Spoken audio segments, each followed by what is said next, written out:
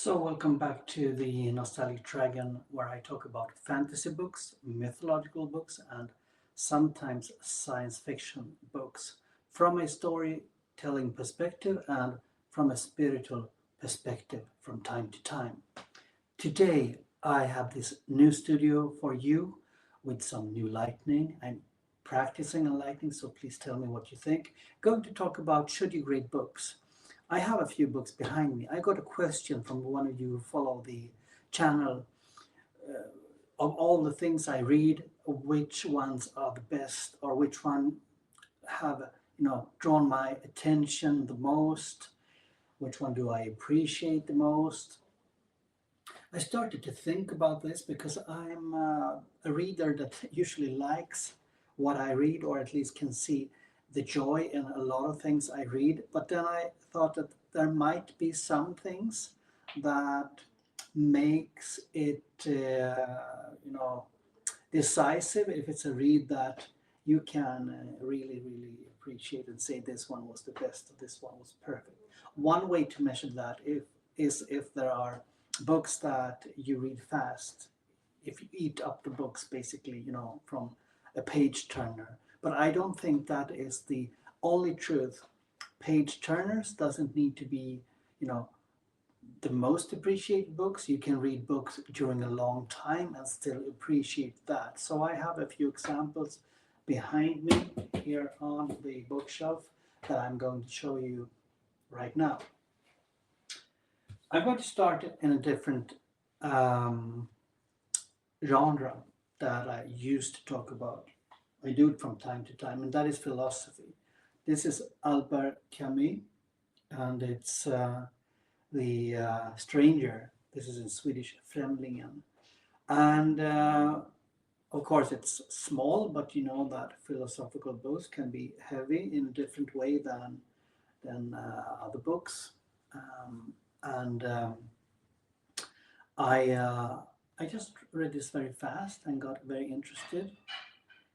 It's about a guy called Marceau, and he's totally clueless. You could say he's accused for murder, but he lives like a stranger in relation to every other people he meets, even the court, which he will meet later. He, even in relation to his family, to his relatives, to his girlfriend, and so on, he is a stranger. Um, I've read it many times. I think it helped me to understand a lot of things in life as well. So maybe it's something for you. Being a stranger, or being one who observes the world we live in, and have maybe an analytical mind, and so on. So I think this one you should try out. I ate it. I've been eating it many times, reading it many, many times. Another book by Albert Camus, French philosopher, by the way, if you don't know that, is The Myth of Sisyphus. You can easily find that one in your own language. This is about uh, the idea about meaning of life, and also this one had a great impact on me because during my life I've been searching a lot for meaning. I think I've come to a point where I'm quite happy. And one of the points in the myth of Sisyphus, even if it can sound strange, is that there is no inherent meaning with life, but we invent it. We should try to do things that we enjoy. That's my interpretation. And he uses this Sisyphus from Greek mythology, who is imprisoned, and he rolls a boulder upwards the hill, and then the boulder rolls down, and then it continues. And the idea with this is that Sisyphus, although it sounds and seems meaningless for us, um, he is happy.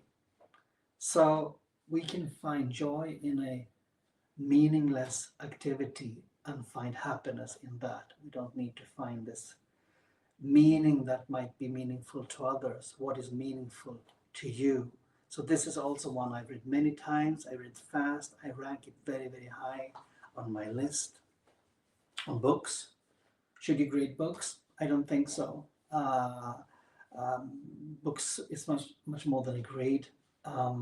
Should you discuss books? Should you reflect on books? Should you analyze books? Yes. Should you grade them? I don't think that's a good way. I understand why people do it, and it's very clickbaity here on YouTube. I'm obviously not so clickbaity here, but I think instead of grading, discuss them, analyze them, reflect on them. Another book, very different from I used to show here as well. So all you regulars who are here, please stay. This is a book of Mahatma Gandhi. Gandhi. And this is written by Sacco Ye. Sacco Ye. He is a Swedish author, and I think you can find this in English too. It's a retelling of Gandhi's life from the time in South Africa back to India, and then the fight for independence and the acts of non-violence and ahimsa and so on. I've read it many times as well, so I usually reread books, as you know. So very high up on my list as well. I will talk about my current reading as well, so I will come to that for those who ask. Other books, which is in the realm of philosophy and spirituality, is this one, The Wise Heart by Jack Kornfield. He's a Buddhist teacher, American, and I think it's called Spirit Rock Center or something like that. This is a great book if you want to read about healing your soul, healing trauma, healing wounds. I really think you should try this one out. I've read it many times. It's a book focused on practices, what meditation practices, what you can do, easy practices that you can do at home. Recommending this to you, and I enjoyed it a lot. Could I grade such a book? I don't think so. Of course, this was a 10 out of 10 maybe. I don't know how to say it, but if books are good, they are useful. I think they can learn you something in life. You can use them as a reference point. You can use them as a kind of comfort zone if life has been tough and so on. That makes a good book. Maybe not always. I think the prose and everything like that, it's of course fabulous and splendid to read beautiful prose, but there are more to it than grades. If we look at the books I almost used to talk about, so there is a Dark Tower. I'm coming to the regular books more or less very soon. Read this fast. I read this also before the BookTube age, before my own BookTube age, but also before I started to look at BookTube, watch BookTube, because I found this one in the bookstore, Dark Tower, Stephen King, and just bought it. Looked interesting. I didn't have, read it or anything like that. I just read it offline, so to speak. I think that's a way, to grade a book, what it gives you without comparing to other people or other people's opinions. That can be a great way to experience a book. It's becoming more common, I see, on YouTube in gaming to play offline. I don't know what it means to read offline. I mean, that's, of course, maybe we do that all the time, but read offline without the disturbance of the influence of others, maybe. You are your own algorithm, so to speak.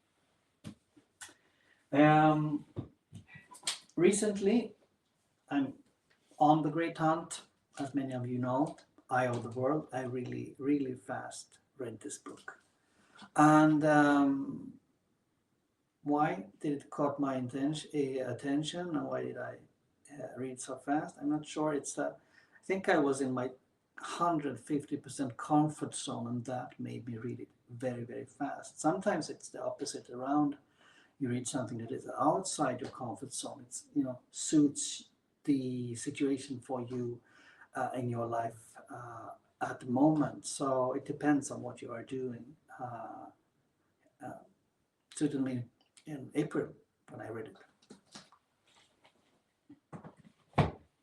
Other books I just dived into, if we have that kind of measure, is the Witcher, the Last Wish short novels, the first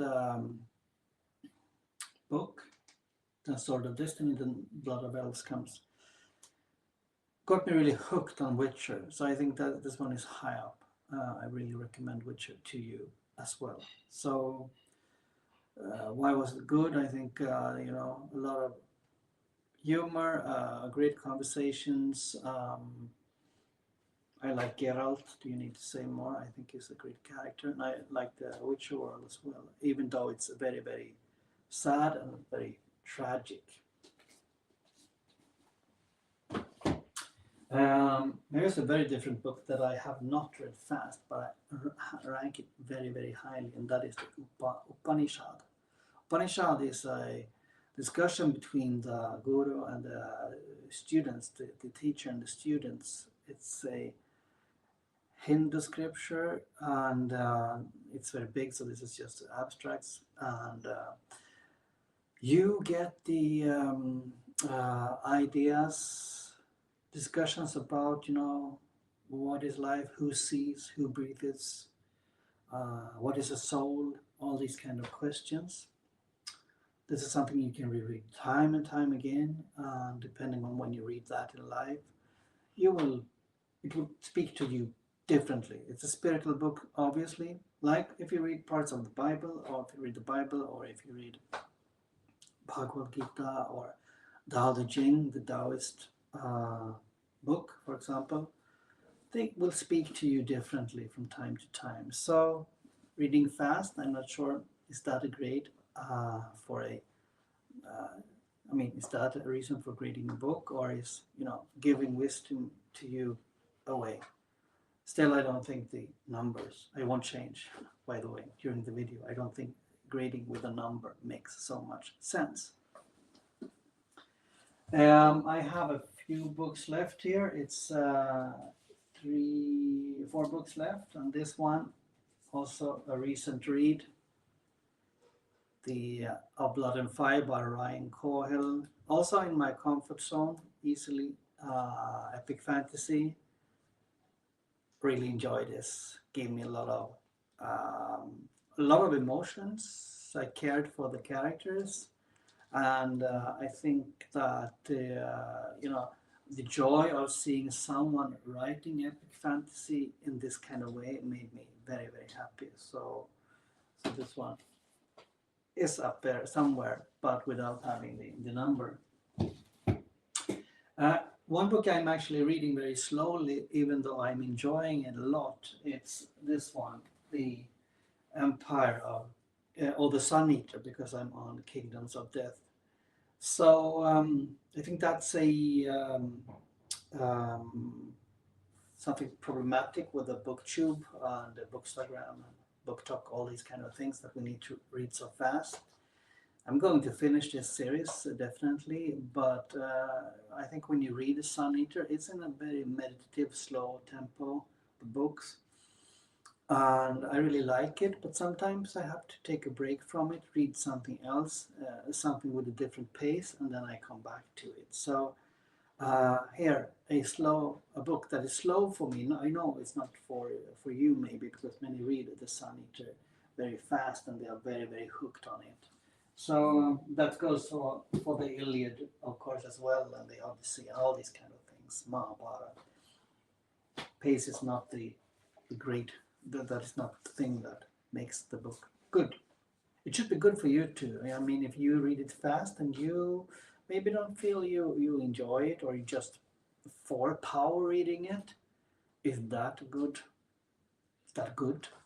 How does that affect your reading experience? You tell me.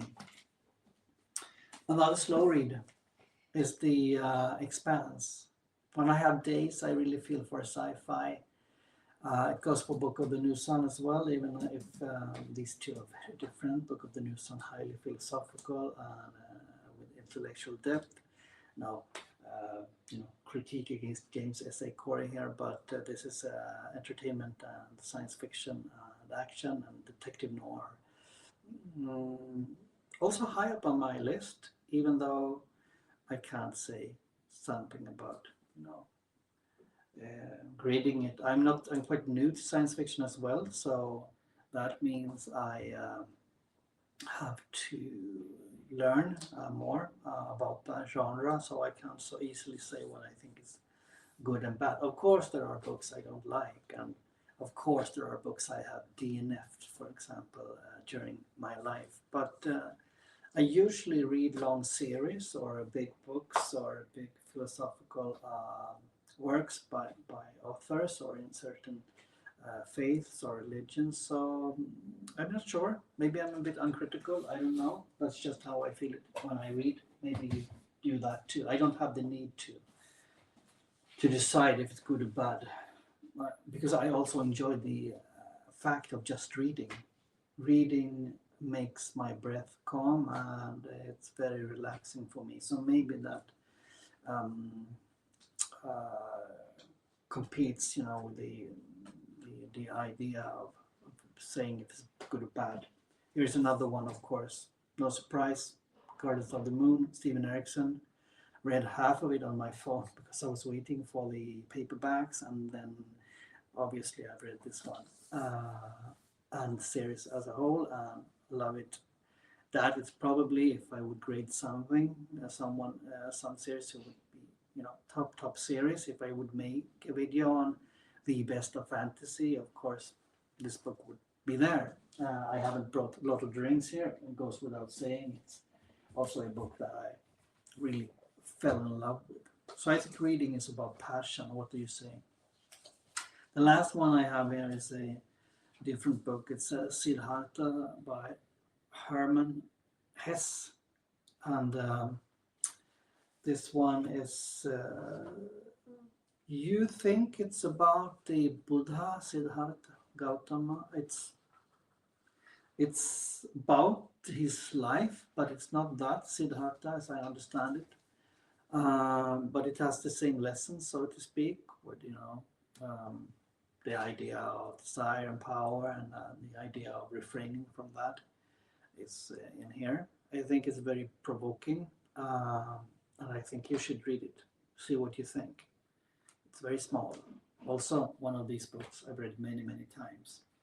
So that is my thoughts on grading books. So the answer is no. You should do other things, and you can't. Maybe this is an anti-grading video. Why you shouldn't? Because you should reflect instead, analyze, discuss, be thoughtful. So with that said, I wish you a great day. I hope you have enjoyed it here in my new environment. I can see on the screen that I have some more improvements to do, but obviously this looks better, I hope, than the last screenshot or the video I made. Let's see what you think. If you are interested in more videos, of course, check in all my playlists, author interviews, book reviews, books with other booktubers, chats with other booktubers and chats with followers as well on the channel. I also, because I am asking about light here, and if you're new to the channel, it might sound strange. We are building this environment together. This is my hobby. I'm always open for suggestions on how to improve the recordings, and also lighting and sound as well. So take care, have a great day, and see you later.